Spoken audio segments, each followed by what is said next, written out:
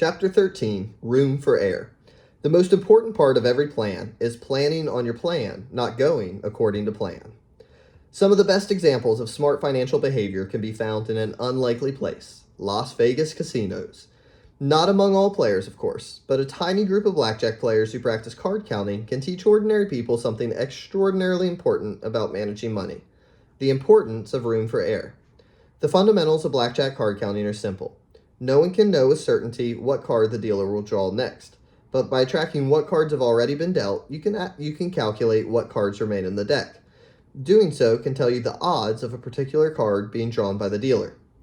As a player, you bet more when the odds of a card you want are in your favor and less when they are against you. The mechanics of how this is done don't matter here.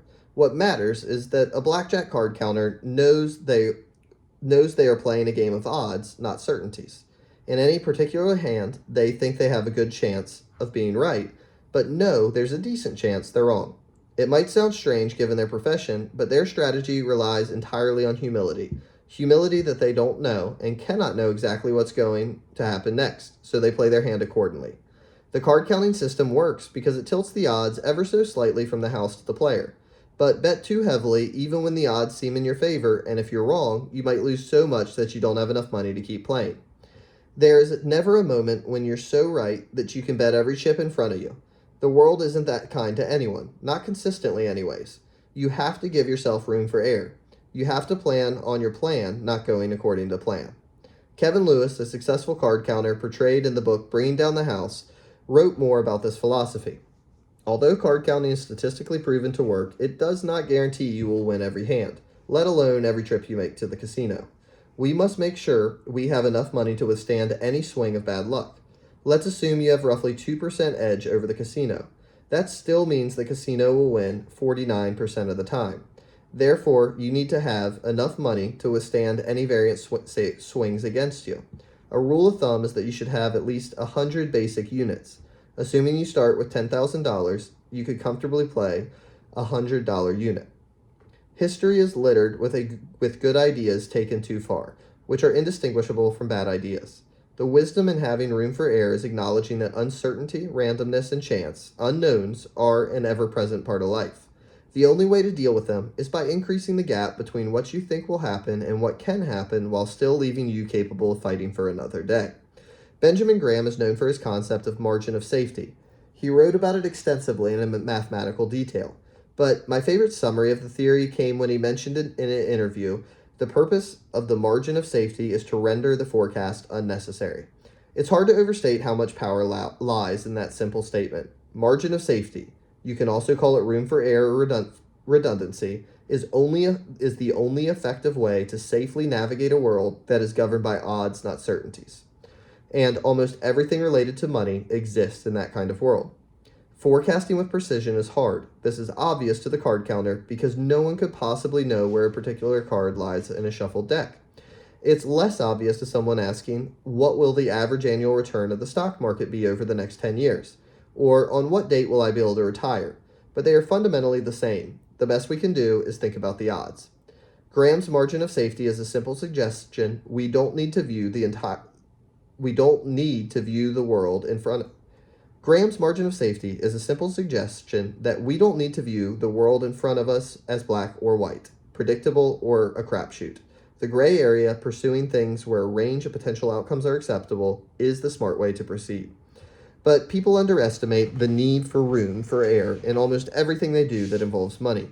Stock analysis gives their clients price targets, not price ranges. Economic forecasters predict things with precise figures, rarely broad probabilities. The pundit who speaks in unshakable certainties will gain a larger following than the one who says we can't know for sure and speaks in probabilities. We do this in all kinds of financial endeavors, especially those related to our own decisions. Harvard psychologist Max Bazerman once said that when analyzing other people's home renovation plans, most people estimate the project will run 25% and 50% over budget. But when it comes to their own projects, people estimate that renovations will be completed on time and at budget. Oh, the eventual disappointment. Two things cause us to avoid room for error. One is the idea that somebody must know what the future holds, driven by the uncomfortable feeling that comes from admitting the opposite.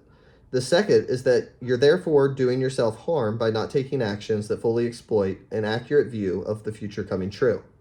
But room for error is underappreciated and misunderstood. It's often viewed as a conservative hedge used by those who don't want to take much risk or aren't confident in their views. But when used appropriately, it's quite the opposite. Room for error lets you endure a range of potential outcomes, and endurance lets you stick around long enough to let the odds of benefiting from a low probability outcome fall in your favor. The biggest gains occur infrequently, either because they don't happen often or because they take time to compound. So the person with enough room for error in part of their strategy, cash, to let them endure hardship in another, stocks, has an edge over the person who gets wiped out. Game over, insert more tokens when they're wrong. Bill Gates understood this well. When Microsoft was a young company, he said he came up with this incredibly conservative approach that I wanted to have enough money in the bank to pay a year's worth of payroll even if we didn't get any payments coming in. Warren Buffett expressed a similar idea when he told Berkshire Hathaway shareholders in 2008, "I've pledged to you, the rating agencies, and myself to always run Berkshire with more than ample cash. When forced to choose, I will not trade even a night's sleep for the chance for extra profits." There are a few specific places for investors to think about room for error. One is volatility. Can you survive your assets declining by 30%? On a spreadsheet, maybe yes. In terms of actual paying your bills and staying cash flow positive? But what about mentality? Is it easy to underestimate what a 30% decline does to your psyche? Your confidence may become shot at the very moment opportunity is at its highest. You or your spouse may decide it's time for a new plan or a new career. I know several investors who quit after losses because they were exhausted, physically exhausted. Spreadsheets are good at telling you when the numbers do or don't add up. They are not good at modeling how you feel when you tuck your kids in at night wondering if the investment decisions you've made were a mistake that'll hurt their future. Having a gap between what you can technically endure versus what's emotionally possible is an overlooked version of room for error. Another is saving for retirement. We can look at history and see, for example, that the U.S. stock market has returned an annual average of 6.8% after inflation since the 1870s. It's a reasonable first approximation to use that as an estimate of what to expect on your own diversified portfolio when saving for your retirement.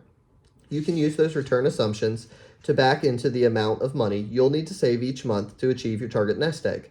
But what if future returns are lower? Or what if long-term history is a good estimate of the long-term future, but your target retirement date ends up falling in the middle of a brutal bear market like 2009? What if a future bear market scares you out of stocks and you end up missing a future bull market, so the returns you actually earn are less than the market average? What if you need cash out of your retirement accounts in your 30s to pay for a medical mishap? The answer to those what ifs, you won't be able to retire like you once predicted, which can be a disaster. The answer to those what ifs is you won't be able to retire like you once predicted, which can be a disaster. The solution is simple. Use room for error when estimating your future returns. This is more art than science. For my own investments, which I'll describe more in Chapter 20, I assume the future returns I'll earn in my lifetime will be a third lower than the historic average. So I save more than I would if I assume the future will resemble the past. It's my margin of safety. The future may be worse than one-third lower than the past, but no margin of safety offers a 100% guarantee. A one-third buffer is enough to allow me to sleep well at night. And if the future does resemble the past, I'll be pleasantly surprised. The best way to achieve felicity is to aim low, says Charles Munger. Wonderful. An important cousin of room for error is what I call optimism bias and risk-taking, or Russian roulette should statistically work syndrome. An attachment to favorable odds when the downside is unacceptable in any circumstances. Nassim Taleb says, you can be risk-loving yet completely adverse to ruin, and indeed you should. The idea is that you have to take a risk to get ahead, but no risk that can wipe you out is ever worth taking. The odds are in your favor when playing Russian roulette, but the downside is not worth the potential upside. There is no margin of safety that can compensate for the risk. Same with money. The odds of many lucrative things are in your favor. Real estate prices go up most years, and during most years you'll get a paycheck every other week. But if something has 95% odds of being right, then 5% odds of being wrong means you will almost certainly experience the downside at some point in your life. And if the cost of the downside is ruin, the upside, the other 95% of the time, likely isn't worth the risk, no matter how appealing it looks. Leverage is the devil here. Leverage, taking on debt to make your money go further, pushes routine risks into something capable of producing ruin. The danger is that rational optimism most of the time masks the odds of ruin some of the time. The result is we systematically underestimate risk. Housing prices fell 30% last decade. A few companies defaulted on their debt. That's capitalism. It happens. But those with high leverage had a double wipeout. Not only were they left broke, but being wiped out erased every opportunity to get back into the game at the very moment the opportunity was ripe. A homeowner wiped out in 2009 had no chance of taking advantage of cheap mortgage rates in 2010. Lehman Brothers had no chance of investing in cheap debt in 2009. They were done. To get around this, I think of my own money as barbelled. I take risks with one portion and I'm terrified with the other. This is not inconsistent, but the psychology of money would lead you to believe that it is. I just want to ensure I can remain standing long enough for my risks to pay off. You have to survive to succeed. To repeat a point we've made a few times in this book, the ability to do what you want, when you want, for as long as you want, has an infinite ROI. Room for error does more than just widen the target around you, what you think might happen. Room for error does more than just widen the target around what you think might happen. It also helps protect you from things you never imagined, which can be the most troublesome events we face. The Battle of Stalingrad during World War II was the largest battle in history. With it came equally staggering stories of how people dealt with risk.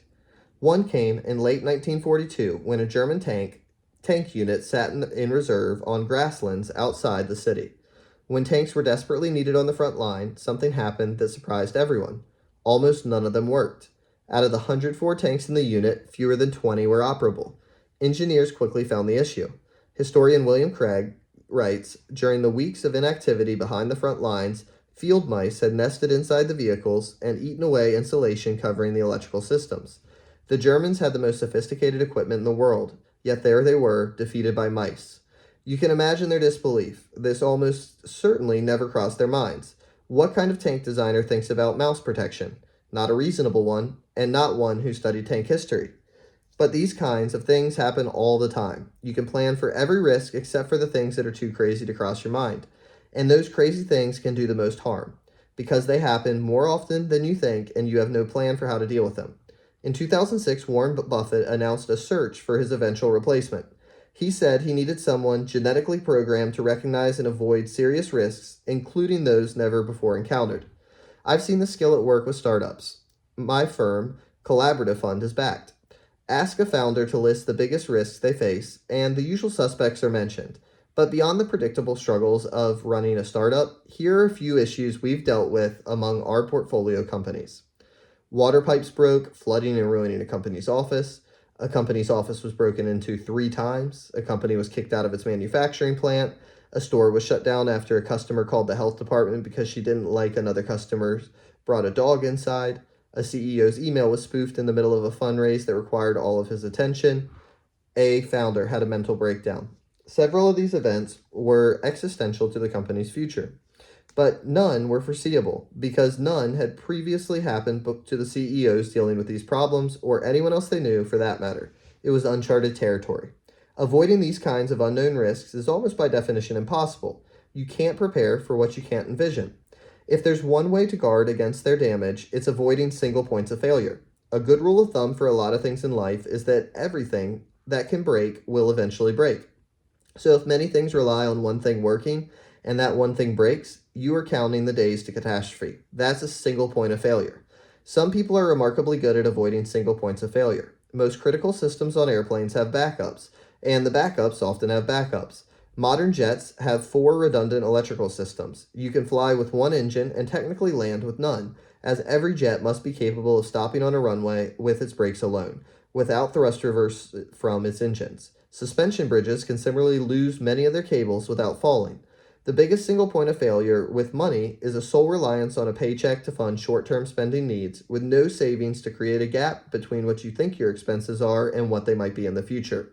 The trick that often goes overlooked, even by the wealthiest, is what we saw in Chapter 10, realizing that you don't need a specific reason to save. It's fine to save for a car or a home or for retirement, but it's equally important to save for things you can't possibly predict or even comprehend, the financial equivalent of field mice. Predicting what you'll use for your savings for assumes you'll live in a world where you know exactly what your future expenses will be, which no one does. I save a lot, and I have no idea what I'll use the savings for in the future. Few financial plans that only prepare for known risks have enough margin of safety to survive the real world. In fact, the most important part of every plan is planning on your plan, not going according to plan. Now let me show you how this applies to you.